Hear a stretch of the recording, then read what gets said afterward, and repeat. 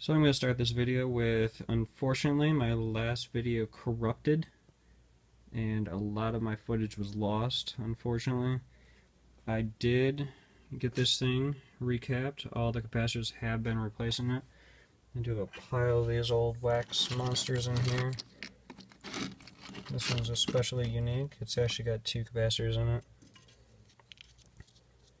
Green lead, red lead, black lead, and it even tells you what they were, which was kind of handy. Red 16, green 8, black coming.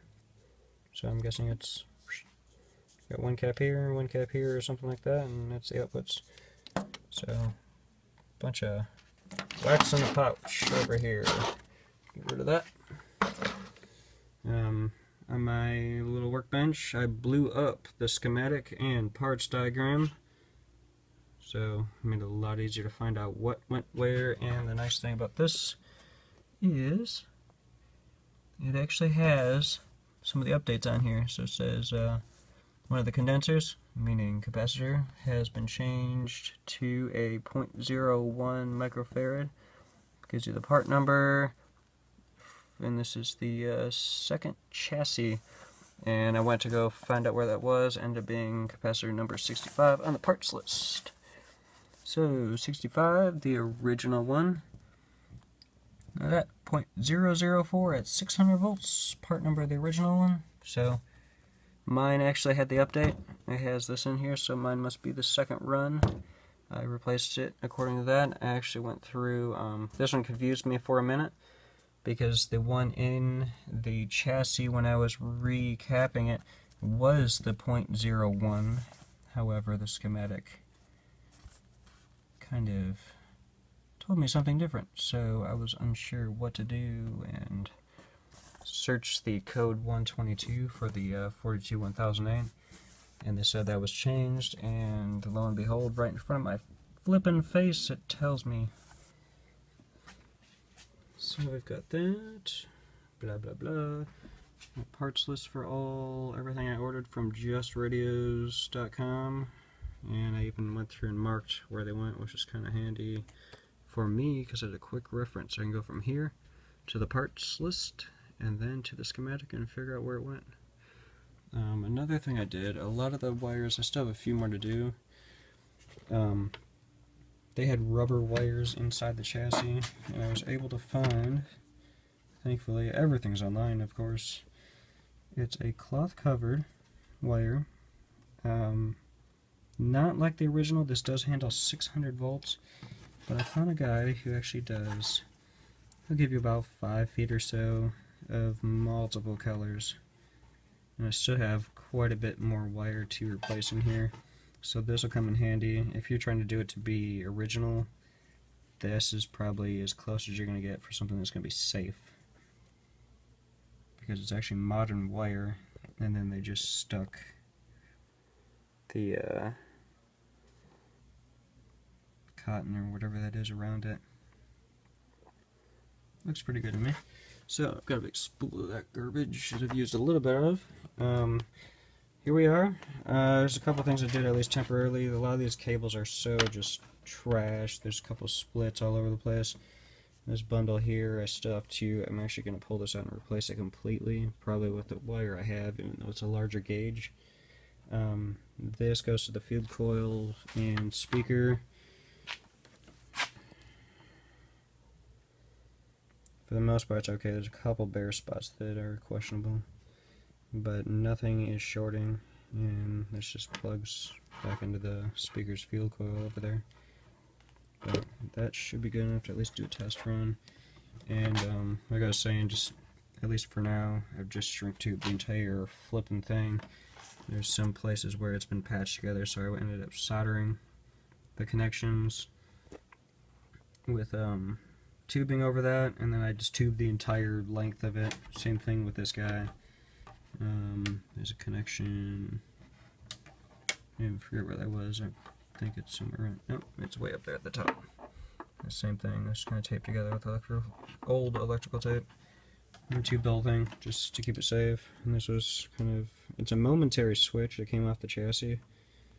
Still yet have to see what this does. I have to follow the schematic to figure out where it went. But it's just a little spring-loaded Momentary. It did clean every contacts, including this. All the contacts in their volume controls, everything has been cleaned with deoxit.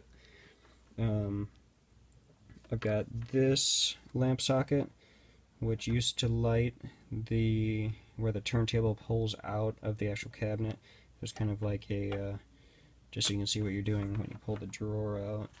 I do have a new style cord on it, and it does have polarity, so we got that out of the way.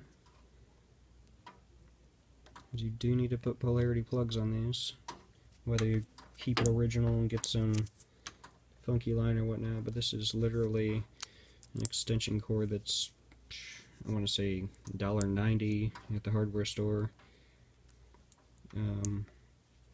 But the main thing was the polarity, and that's what I was after. The original one was non-polar, and the last thing I want to do is put a non-polar in here, put it backwards, and guess what? The chassis is live. So, it feel a little shocking. Let's set this down here for a second and show you where we're at.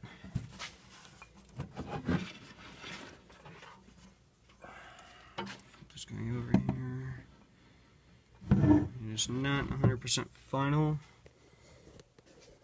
but the capacitors are 100% final. You can see, I mean, these are ridiculously small compared to what was there. There's monsters that, look at those. These two monsters, this big old thing is only a 12 microfarad, and look at the size of that thing. It's huge. So there's that one, and then this was the combination one with the 8 and the 16, which are odd microfarad ratings. However, the justradios.com, where I got all these capacitors, has those specific ratings. They do use a it's like a MIEC, M-I-E-C brand, which I did a little research, and I guess it's some company out of Taiwan. But this is what I put together to replace that double capacitor, and that's some of that new wire that I have, which actually looks, other than the shrink tubing, I was just being a little extra cautious with that. These two, since they were rubber lines, they were cracked, they were splitted, and as soon as you start pulling it up, all the shielding's gone, and you just have a bare line running through here ready to kill you. So I pulled this through. The pain in the butt part of this thing is when you're trying to snake some new wire in there, like especially this green one. I followed the original line, and it goes under everything. It goes down here, through here, one's under that, ends up to this, but it's under everything the whole way through. So, took a minute to get through there, and basically once I got it to the end, I already had a little bit stripped off the end so I can solder it. Pulled it up to where I needed to get, soldered it, and kind of just laid it flat with my fingers and left a little cyclovator, trimmed it off. And then soldered the two leads together. I did do a mechanical bond, so I have the lead off the capacitor goes in hooks. This came out, I hooked it the other way, so I hooked together, soldered it, and then shrink tubed it so it stayed. So if you pull it and wiggle around or vibration, so anything over time is not going to affect it.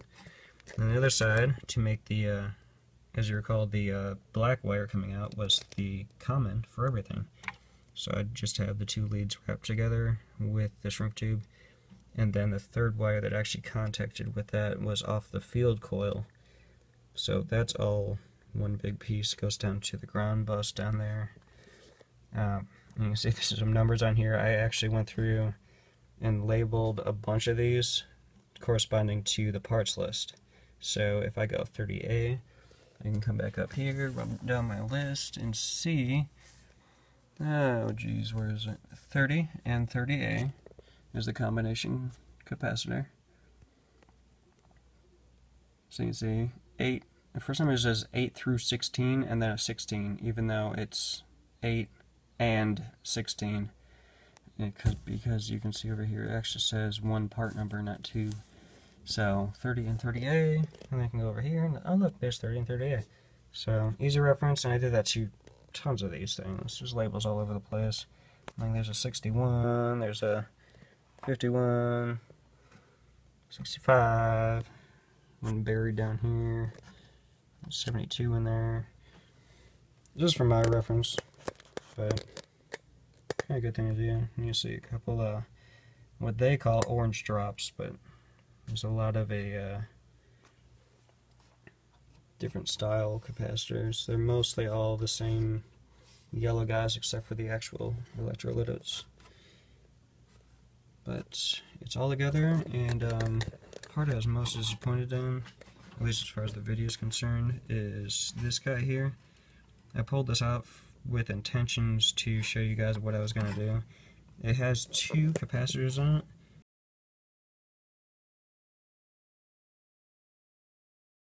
And they're basically line voltage or mains voltage safety capacitors that are in there now, but they're just line filters. So I have two safety capacitors in the space that was in here that used to be potted. I just took all the potting out of it, which was in my previous video, and pulled through these center rivets the leads, tied them around the posts. The posts are actually notched, so it's kind of handy once you clean them off.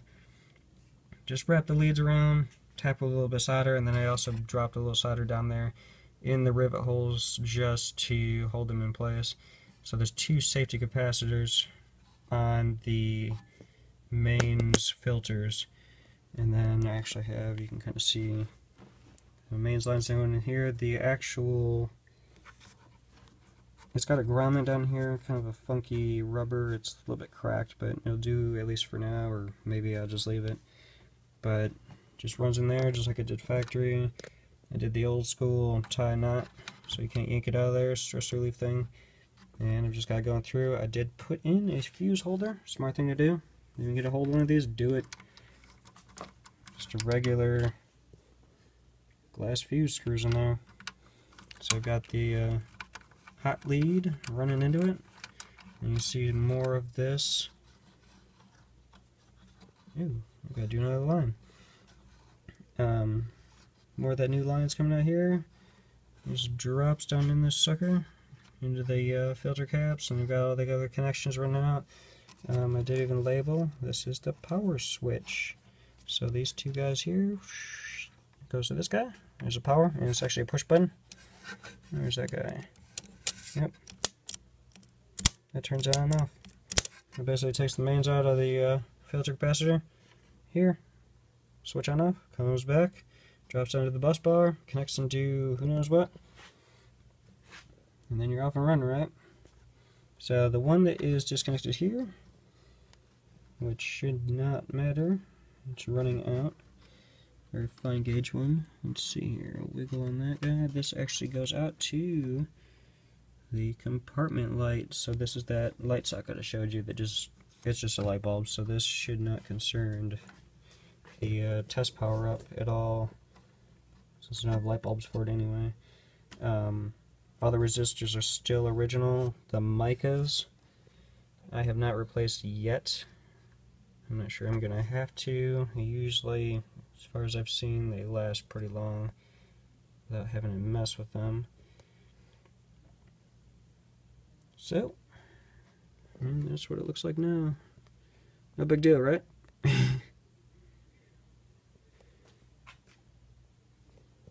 I guess I'll show you one last thing. Back here, while I was going nuts with the schematic, got all the mystery ports labeled. Flip this guy back over.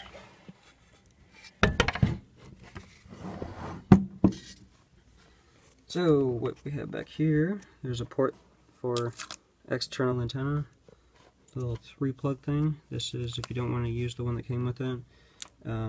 Record changer power plug. This is actually what powers the turntable. Unfortunately, someone stole the turntable out of this and put some garbage one in it, so this is not going to be used for quite some time until I can find a replacement. It's a 4-plug thing.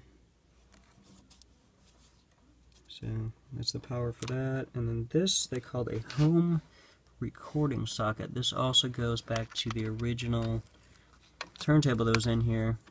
It's got 3 plugs on the bottom and a bus bar on the top, or however you want to call one of those things. And following the schematic, this little bent piece of steel in here is actually the, it goes straight to the speaker output. So if you pop this guy out of here, which actually just literally pulls out, effortlessly, not.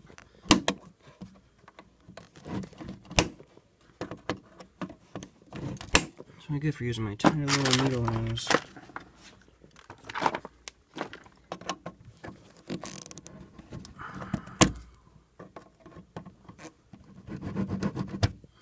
But it's literally a bent piece of metal.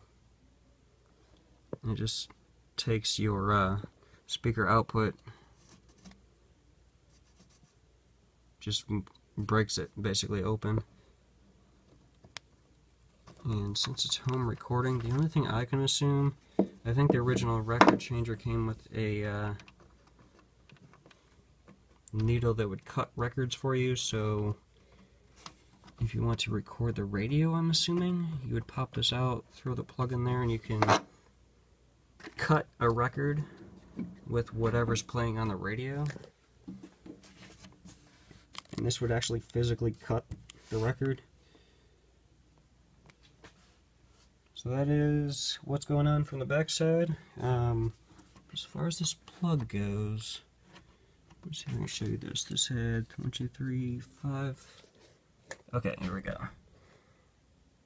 On the schematic, which is hard to read because everything's chunky looking, number 83 is it. This is the actual socket. These top two, they link together. And we've got home recording plug. I can barely read that.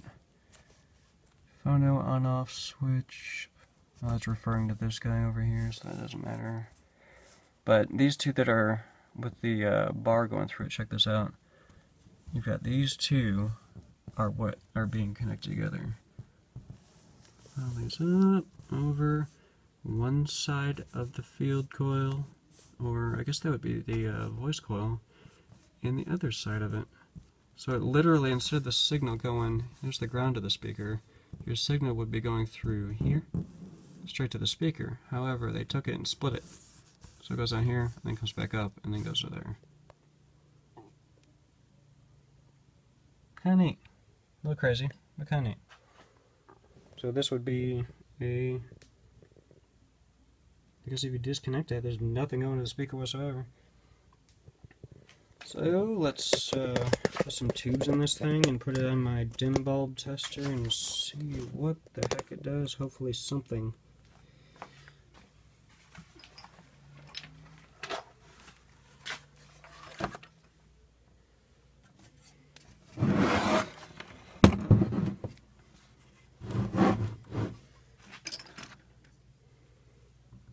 And all of these but one are original. One of them is an RCA replacement. Thankfully they were smart enough to make plugs that are only able to go in one way. Like with these number 41 tubes, there's a couple pins that are slightly smaller than the other ones. I also have a written, well, someone wrote this on here decades ago, but I wrote some also. So I have a 7C6. Two 7C6s go right here. Where's the other one? There's one.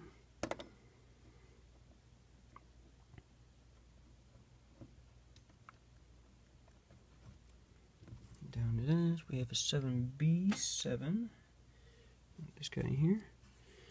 And these are all Loctile types, so they actually will hold up for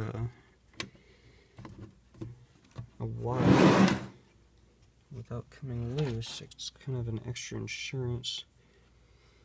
Over here is a 7C7.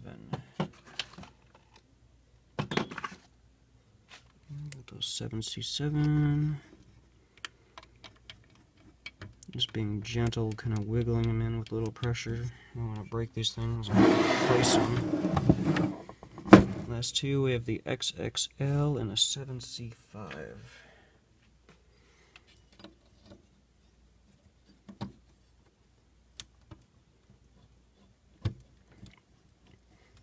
thing is with this radio, I picked it up in non-working condition, so I'm not sure if this is even going to do anything. This could be all wasted effort. So, the tubes in there.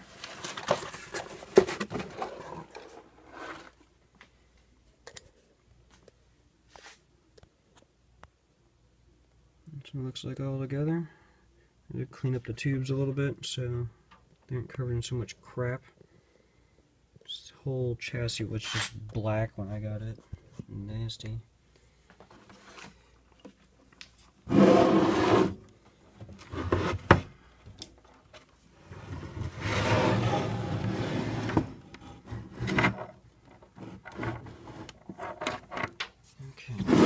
so before I get that far, the fuse holder down here. Fuse.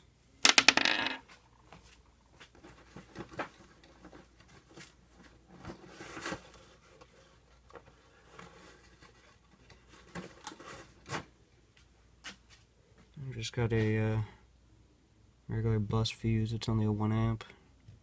It should do it.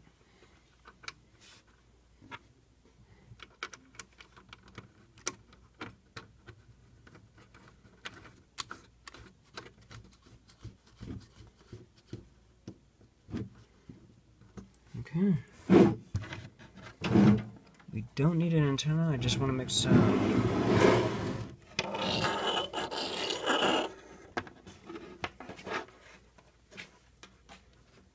Okay, and never ever power up a tube amp without a speaker or a load connected. You'll trash it.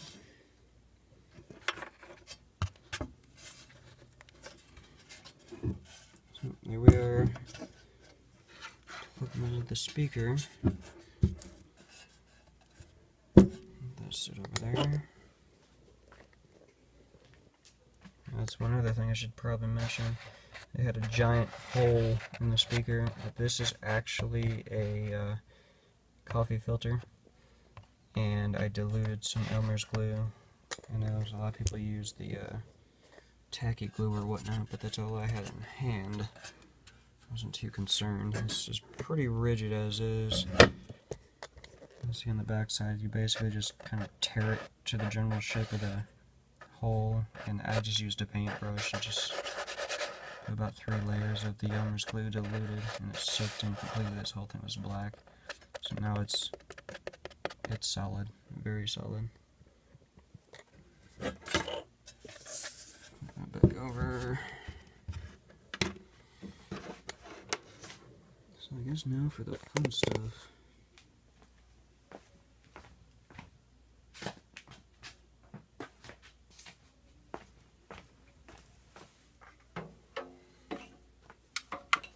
So I've got my dim bulb tester, maybe.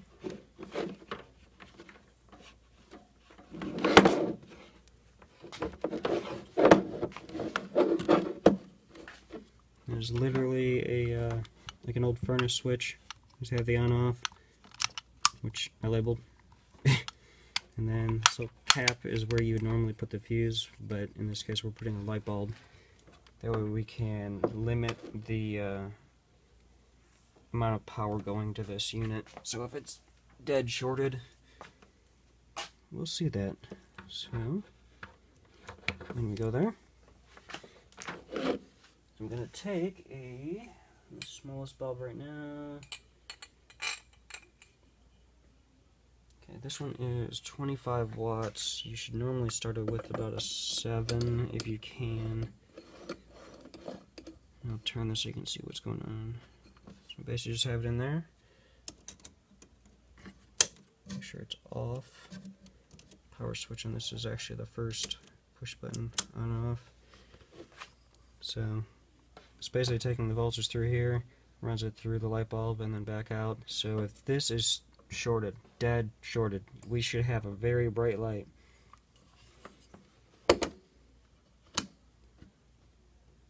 So it's on. Nothing. It's a good sign. Or if we have something wide open, then it's a bad sign. So let's fire it up.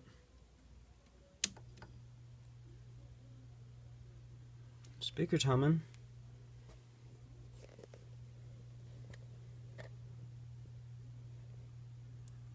Light's not doing anything. Sure, volume controls are down. This one is your tone, and then your volume is over here. Kill this light.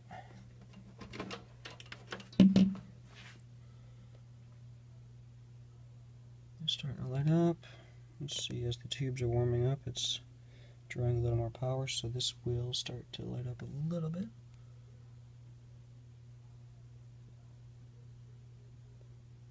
That's what I like about these tube amps. It's something to look at when you turn it on, just not on and sound and no fun. So the rectifier, it's definitely warming up, at least the heaters are.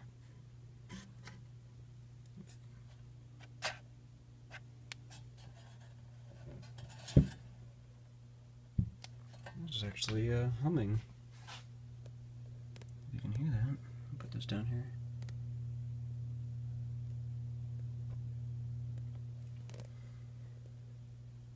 So we're getting power to the speaker. Those are lighting up a little bit. Output tubes.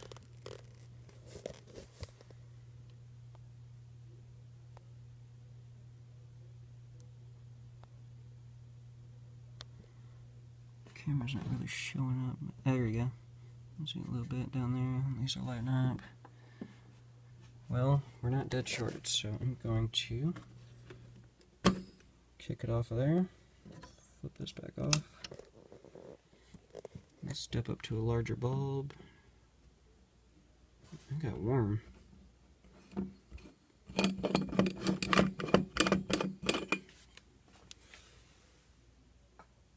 Alright, next bulb is good for 65 watts. Put that in there. Short again.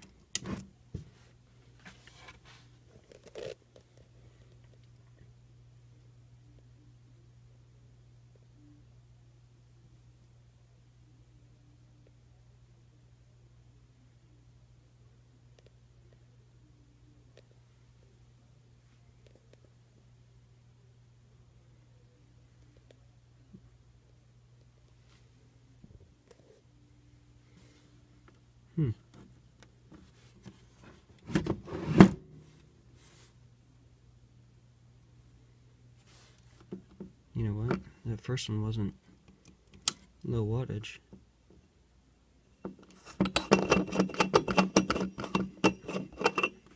Let's try another one.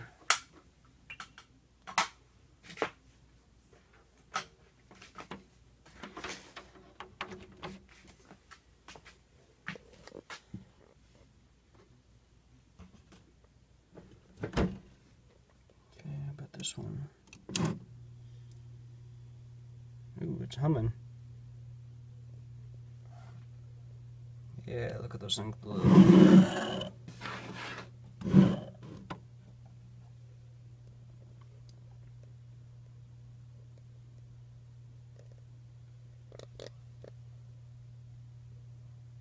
Heaters are definitely cooking. I don't know about that guy though. Doesn't seem to be doing anything.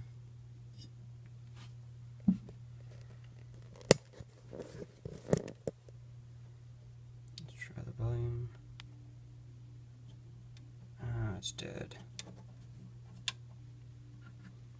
Let's see, it should be on. Station doesn't matter. Here's my input.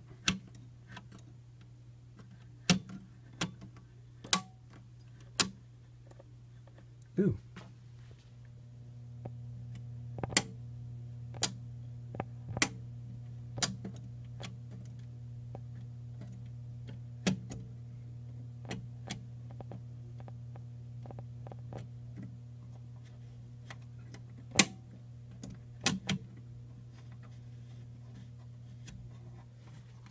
It's making some sort of noise.